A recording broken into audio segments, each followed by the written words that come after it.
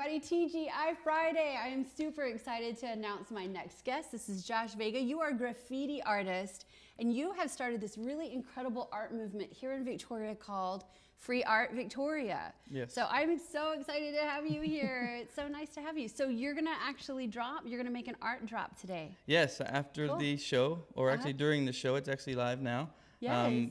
The piece of art's going to be outside of the new Southbridge Street studio. Yes. So if you know where that is, come on and grab it. Oh, that's awesome. So I want to know what inspired you to do this, to create art, to put your heart and soul into something that you're passionate about, and then to send it out into the world for free.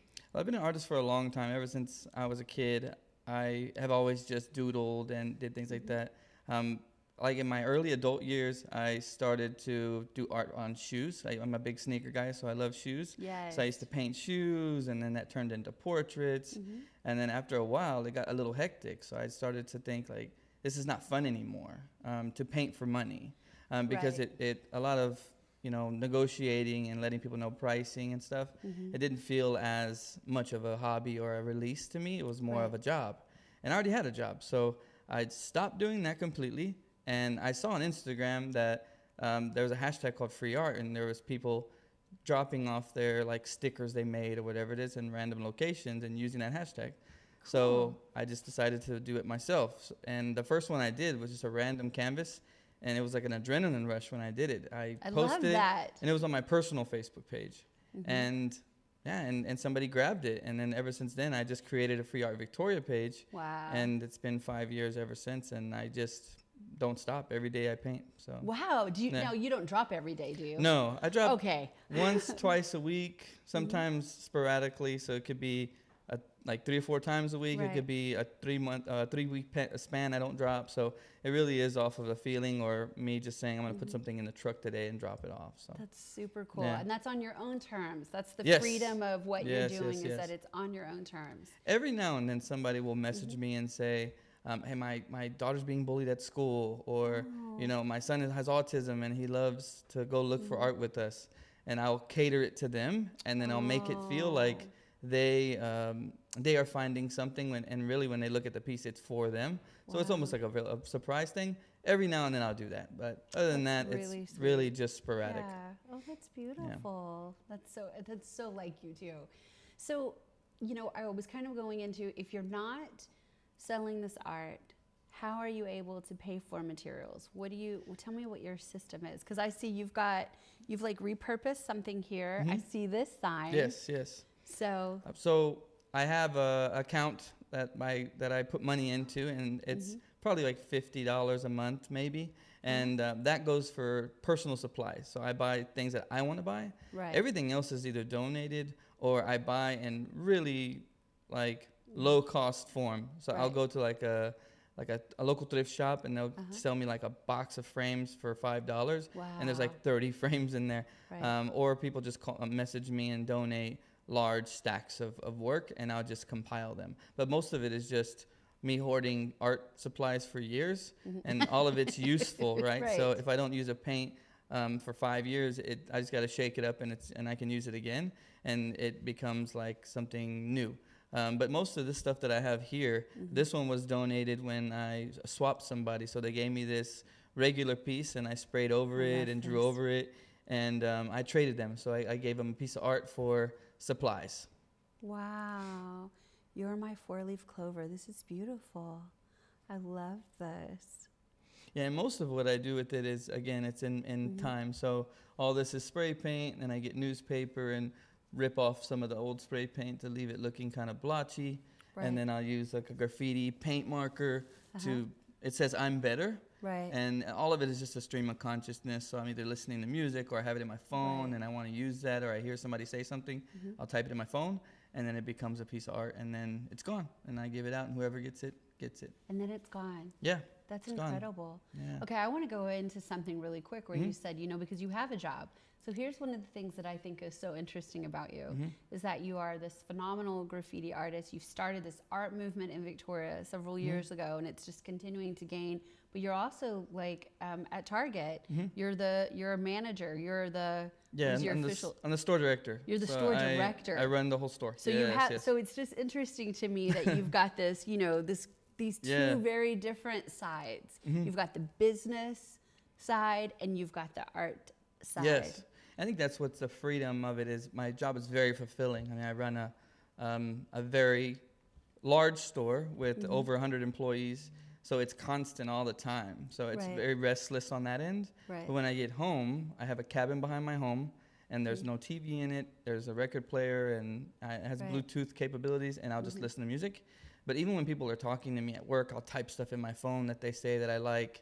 And it's always just a restless feeling. I want to keep creating. Wow. But it translates into my job as well, the Free Art Victoria thing. So my team members can wear red shirts. So I print shirts for them and give them a red shirt. So if you go to Target, you'll see some Free Art Victoria shirts. I have. Yeah. I was like, hey, I love that place. Yeah. I love that whole movement. And it's a completely different feeling at work. I'm a businessman and I have to run a business.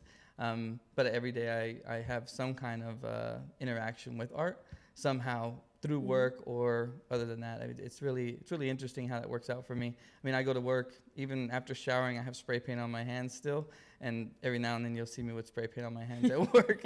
So it's pretty constant. It never ends, and I think that's the marathon of this art movement. Is it's a constant flowing thing, and it's never a predictable motion, or there's never an end to it. It's just a continuous span of art, and I have to get it out. If I don't, then I'm not as fulfilled as I would be. What do other artists think about this? It's pretty interesting. Sometimes it's rare to get a collaborative artist in my situation. I think. Why do you think that is? I think a lot of artists have a drive that's different than my drive. So their drive is to be an artist, and I tried to take that route, and it just didn't work for me. So I think. For me, I have always enjoyed the selling and the business aspect of business, and that's what allowed me to grow with business. And then the art part, it's a piece of me. It never goes away, so it's almost like I feel like I'm very fulfilled when I finish, and I'm almost exhausted from the day of either work and art combined, and that's what I need to sleep well at night. I think other artists, they create and spend a lot of time and invested time in that, and that time needs to turn into dollars for them. I see what you're saying. Yes. And mine, I mean, this piece took 15 minutes.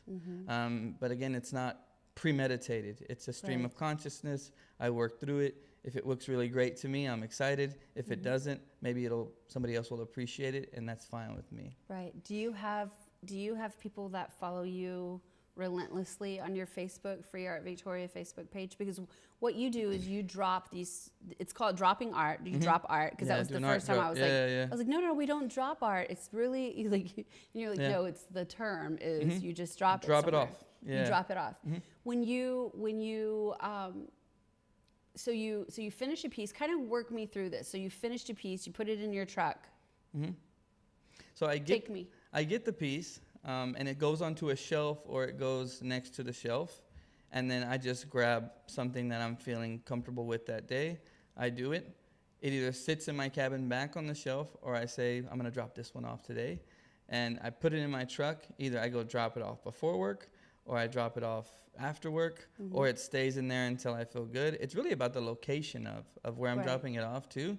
Sometimes I'll drive around for 15, 20 minutes, and I won't find a place to drop. I don't know why. It's just odd. I have to feel good about it. I don't want a lot of traffic around. Sometimes I'll drop and there's people watching me, and they just walk by like, what are you doing? But yeah, it really goes from there, and then I'll monitor the drop on my page.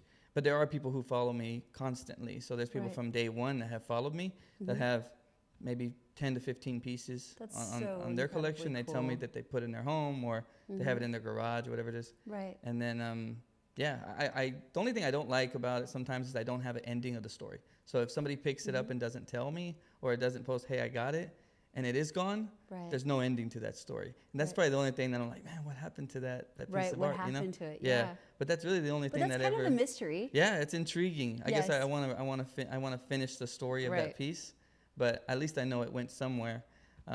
And sometimes people re-gift the art. So I had one recently for someone's grandmother's birthday. So they were driving by to their grandmother's house, grabbed the piece of art, and then gave it to for her birthday because it related to her really well. And that was really fulfilling too, because the grandmother has no idea where that piece came from, but it was catered to her somehow. And that was more than enough for me to be fulfilled. So, yeah. That's super cool. So tell me some fun stories. Like one right before we were on air, you said someone recognized where the location was, knew that, could see it, knew that they were close enough, so left their house barefoot. Yes, there's people that have been barefoot. A lot the fun stories are the children. So I used to watch every single piece of art for like the first 3 or 4 months I did it. And sometimes I'd sit there for a really long time, but I wanted to see somebody grab it.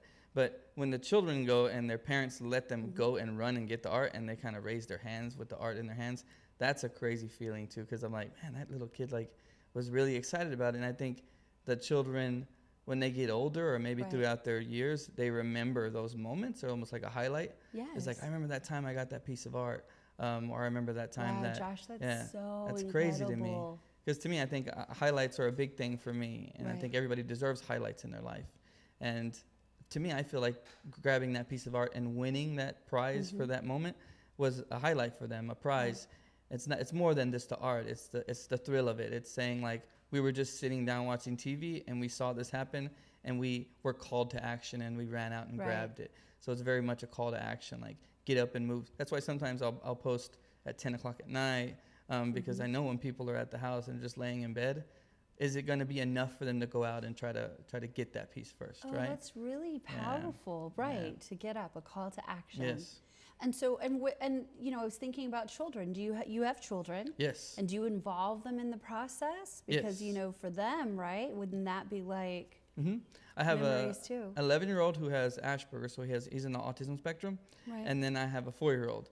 And my 4-year-old actually has a desk next to mine in my cabin.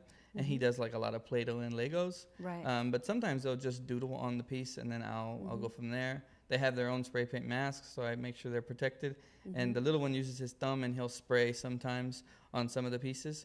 And they just kind of collaborate. My older one likes to doodle things that he likes, characters and stuff. Right. It was actually a first exercise. My early free art pieces was I would draw a character from a picture on my phone, and then I would draw a line in the middle of the paper, and then he would mimic the character.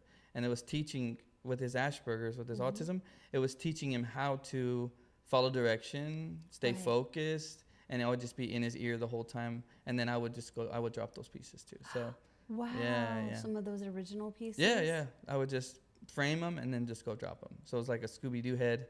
I did one that looked like Scooby-Doo, and then he did one that was his interpretation of what I did. And then, so it worked out really well. So a lot of that is just constant for them, and I think it gets them away from actually being on their tablets or just sitting around watching TV. They'll come and they'll spend a little bit of time creating with me, get some paint on their hands, have some fun, and then they'll go drop it with me. So every time I try to do a drop, I take my kids. Like recently we did one actually across the street from the studio, and it was 11 pieces, and my older son came with me. And then 3 months ago I did one with about 15 or 10 pieces, and my little son came, and he was actually telling people that they should get one. It's we want some of our. He was saying our collection. He kept saying, you should buy some of our collection. I'm like, no, we're not buying anything here. They can have them, and he was telling them which one to go. So I hope that that's a highlight for them. Is that when they were younger, their dad. That will be. Yeah, their dad took them out and like they did art drops. Yeah. Wait a minute. Did you just say that you were here, close to the studio, with 11 pieces? Okay. Yeah. All right. So if you were close to the studio with 11 pieces, you're giving these 11 pieces out, right? Do people ever try to pay you? Do they try to? Sometimes. The recent one I did was I needed more supplies. So I made this post, and I said, if you bring stuff for me, I will give you a piece. Doesn't matter what it is, as long as it's useful for me. Okay, what did you get? So I got deer antlers, I got this piece actually right here. I got a lot of. You got deer antlers? Yes, Someone treated you someone deer traded antlers. me deer antlers. That's and then awesome. a woman didn't know about it. So she ended up digging through her car and she said that she had fresh eggs. So she gave me fresh eggs. Oh, I so love I didn't that. use them in a piece, but they were delicious either way. And it was interesting to see that. And I do get people that try to pay me. Like sometimes I'll go to the high school and middle school, and I don't ask for anything, but the teachers usually donate paint to me, or I print shirts, so they'll give me some shirt printing. Cool. Ink for the shirts. They're very, very generous whenever I donate time. They what donate are you doing product. in the school? They usually spend time with the VASE students, so they have the VASE competition. Tell me what VASE is. VASE is a regional art competition for the coastal Bend area, and what they're doing is they're vying for scholarships. Right. So they'll go through, it's like a ringer of things. So they have their pieces. It could be digital. It could be any kind of medium they choose, any kind of design they choose. But they have to go through an interview process. So they go through the interview and talk about their artwork. I mean, think about 11 to 15, 17-year-olds going through that interview process. It's pretty stressful in my opinion, right? Would you be stressed out to have? Oh yeah, especially somebody who interviews people constantly. I know how that feeling of the other side of the table is. Right. But what I do is that I'm a featured artist, so they'll let me set up a table and I'll combine a bunch of canvases, and then I'll do like an early spray. So I'll do just like colors and things on the canvases to get it started, and then the kids throughout that whole waiting for interviews or after interviews, they'll come and they'll doodle on it, and I'll be able to talk to them. And it's really interesting because a lot of these kids, they internalize all their artwork. So they have a book full of it, like a month worth of work, and they just leave it in their backpack and no one really sees it. And they have characters they're used to drawing, and they're like perfectionists. So they can do that character in their sleep, but nobody sees it but them. Right. So they put it on that canvas with me, and they'll talk to me about why their character's there and things like that. And I'll print shirts for them if they bring shirts, or I'll give out just like random shirts that I have. And then at the end of it all, I break the canvases up and I go drop them, and we spread them up. That's beautiful. Yeah. That's super, super powerful. Yes, very fun, very fulfilling. And then a lot of the kids see me from last year to this year, and hey, I remember you, and they still have their shirts, and it's pretty interesting. Right. Yeah, they love spending time, at least on that aspect, and learning what I do. And then it kind of breaks them out of their shell a little bit. Some of them that are a little more nervous. Yeah. Do you spray paint around here, or just on your stuff? Yeah, just on my stuff. When I was younger, I did, but that was another time. But yes, when I was younger, I was my focus. I was not a good student, but I was always restless with my mind, so I would doodle on my How classwork. Incredible that you were not a good student, and yet now you manage. I mean, you're directing an entire store, which always goes back to a conversation that I have so many times with people where I'm like, this kid that's not fitting into this thing right here has a whole nother world for them just waiting if we can just accept that there's multiple intelligences and that there's opportunities for them. What an inspiration that you are there as well. Yeah, I didn't even go to college. I attribute a lot of it to my wife. I've been my wife for 15 and a half years, so half my life. And she was my beacon of hope. I didn't know it at the time, but I could feel it, right? So I was a bad student, and all of it was because I didn't have anyone driving me the way that she was. So she took all the bad stuff. Did you meet her in school? Yep, yeah. Really? We've been together since she was 16, and I just turned 18. So she was a year younger than me. So we've basically spent our entire lives together so far. Wow. She's my oldest friend, and she's the reason why I have everything I have. And she never gave up on me. She's always been the person to take the things away from me that was going to hurt me and allow me to be who I am. And that's why I have my cabin behind my house I can go and release my art in. And that's why I'm a store director, is because of my wife always being that person holding me up and letting me be me. So I think I was able to become a store director because I am who I am. And she's the one to attribute that. And then the reason why I do the art is because I am who I am because of her. If not, I would be a broken man. So. Wow, that's such an amazing tribute. I'm not really sure I wouldn't even, now I want to go into this whole thing where I'm like, wait, start at the beginning of this. So what are some things that you feel that most people don't know about the art of graffiti, or graffiti as an art form? I think it's a lot of it is repetitive. So whenever you're a graffiti artist, you usually stick to your name, right? The name you choose. And then that name, you build an alphabet off of that. You build your own rhythm off of that. It's a lot of it's muscle memory.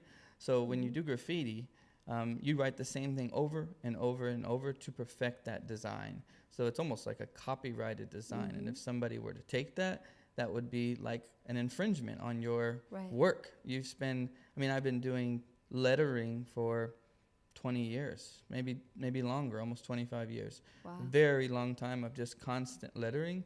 So you build your own style towards your lettering. You build your own rhythm on how you letter, how you start all the process. It's very much regimented. It's constant. You do it every single time the same way over and over and over to continue your skills. So you want to perfect your craft. It's not random, and it's not something that you just do because you're bored or because you want to vandalize or whatever it is. A lot of it is very passionate. And when you have your own name. I've seen incredible work. Yes. Incredible work. I've seen incredible work on trains. I mean, we live in the Crossroads, and I have to tell you that part of like the joy of the trains is seeing if there's going to be artwork. Oh, yes. Yeah. I don't know that that's for everybody, but for me, as long as I'm here and I'm enjoying the Crossroads and the trains constantly. Yes.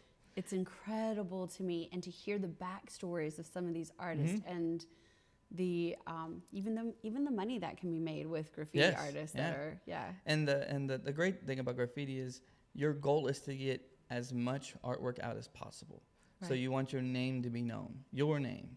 So I took that concept and I did it with Free Art Victoria. So for me, I want my team members at Target to wear my shirts with Free Art Victoria. So that is your name. Yeah, that's my moniker that I go off of, right? So I have pins that I wear to work. I wear a pin every day. Yeah. So I wear my Free Art Victoria pin for that. I want people to use my hashtag Free Art Victoria. I want people to tell people about it. I want to get more followers because that's my way of adding value to what I do, my name. So if anybody were to use my name, I want it to be positive, just like anybody else. So that's what I want to be known for in the art community, is for Free Art Victoria. So that's why I rarely put a face to what I do. A lot of it is just purely. I know. I was going to say, I was really honored that you would come and do an interview with me, on air. Yeah. No, so it's cool. Great to be able to talk about the ability to get more product out there for the community, because I think there's a lot of artists who have a lot of just stuff stockpiled waiting to use it. And if they would love to get some of that work out there, or just to get it released, like I'm the guy to go to, and I would love to talk about that and how we can make that happen. That's awesome. And they would go to your Free Art Victoria page on Facebook. Yeah, just follow it on Facebook. You can message me, and then we can talk about some stuff that you that an artist doesn't need anymore, or even if you're not an artist and you have just supplies or whatever it is, let me know. I'll pick it up, I'll use it, and we can give it out, and somebody can get use out of it, hopefully. Wow, Josh, that's so amazing. Absolutely incredible. Okay, I've got one final question for you, which is your sons, 11 and 4. What advice would you give them in regards to life advice, in regards to being an artist and being a businessman, or where they're traveling, where they're going to go in their world? What advice do you have for them? I think being your honest self. So you need to identify your honest self. Like, who are you truly? Who makes you the happiest? And I always tell people that mostly that work for me, that there are two versions of yourself. There's the version of you at work, there's the version of you at home, and there's your heightened self. So at all times, there's somebody that you can be your best at. So at work, my heightened self is when I'm teaching somebody what I want them to do, or my passions about my business, right? That's my heightened self. That's where I'm my most impactful. And I think everybody has those options. So like my children, I tell them, you need to lean into what you're really good at and do that all the time. So if you're good at making people laugh, make people laugh all the time. If you're good at math, do math all the time. And especially at home. So like at home, my honest self, the most impactful self, is when I'm creating art with my children in the cabin, or when we're just talking about things about art in the cabin and we're making stuff. That's where I'm most comfortable. That's probably where I'm my calmest and most confident self. So I think if you could find your most honest, confident self, versions of it, depending on where you're at, and you use those all the time to be your most successful self, then that's where you're going to find your happiness, your most confident self, all the things that fall into place. But you have to find your honest self first. And when you do, then things will just fall into place and it'll be very, very comfortable. Absolutely. Yeah, that's phenomenal. Absolutely phenomenal. Well, I appreciate so much that you took time today to come and be a part of what I'm trying to do on Southbridge Street Live. And you know that we are launching an art show. And so I'm going to just ask you now on air, so you can't tell me no. Will you come and do some graffiti while they interview you on their, it's called Warehouse Works. Yeah. And that would be something that I think you would really get into. Yeah, for sure. Yeah, that's something that I do every single day. I would just love to transfer it over here and make it happen. And I love to see people kind of see the different techniques I use to get some of the designs. Where you are, yeah. But I would love to. That would be an honor for me. Cool. It was an honor for me to be here. Oh, I love talking to you all the time. Thank you. And I think you see things in my perspective, which is not common. And for me, kind of being a lonely artist at times, even though I'm very fulfilled, I love to just speak to you about some of the things that I'm passionate about because we see eye to eye on a lot of things, and I'm looking forward to future collaborations. Cool, I love that. So you dropped something here at the studio, close to the studio. Yes. So if you know where Southbridge Street Live is located now, which is not on Southbridge Street anymore. Yes, correct. So I kind of want to peek and see if anybody's picked it up yet. Okay. Okay, cool. Yeah, sounds good. Thank you very much again for this, and thank you for what you're doing for artists in Victoria, and for what you're doing for people who don't necessarily always have access to art because they don't have the funds. I think that this is an incredible thing that you're doing, and I'm always here to support you in any way that I can. So thank you, Josh, so much for coming here. And thank you guys so much for watching Southbridge Street Live.